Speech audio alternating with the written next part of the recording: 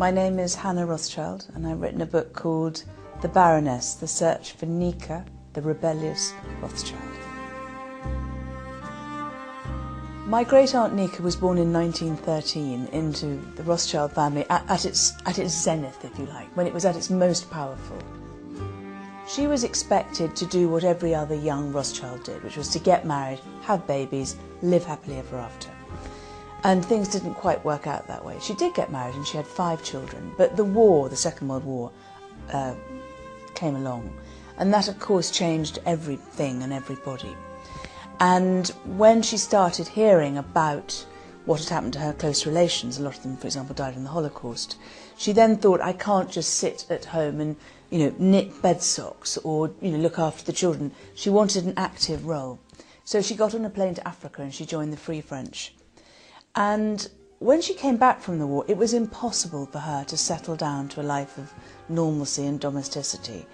And of course she'd been without her children throughout the war, so she was really kind of distanced from the role of motherhood.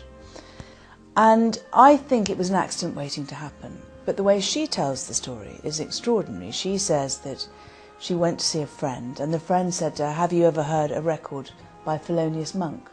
And she said, well, I've never heard of Thelonious Monk. And the guy put the record on the turntable. And for her it was like a vinyl version of a spell being cast. And it quite literally spirited her from one world to another. So she arrives in New York in the early 1950s, and although she can't meet Thelonious Monk because he'd lost his cabaret card and the right to play, what she can do is meet everyone else, because at that time all the jazz musicians were playing on 52nd Street. And in one night you'd hear Art Tatum, Charlie Parker, the whole lot. They were all there, Miles Davis, Dizzy Gillespie. And she bought herself a very, very grand white Rolls Royce. And she had a cigarette holder that was about 150 feet long and a coat made out of ocelot fur. And she became known, therefore, as the Jazz Baroness. So eventually, ironically, she had to fly from New York back to Europe to meet Thelonious Monk because he was allowed to play there. And once they met, they were inseparable, and they were together for 30 years. Of course, lots of people imagine that the relationship must have been sexual, the relationship with my great-aunt and Thelonious.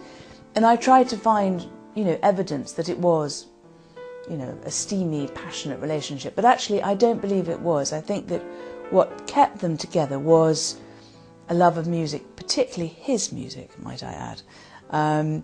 And a real sense of companionship and friendship.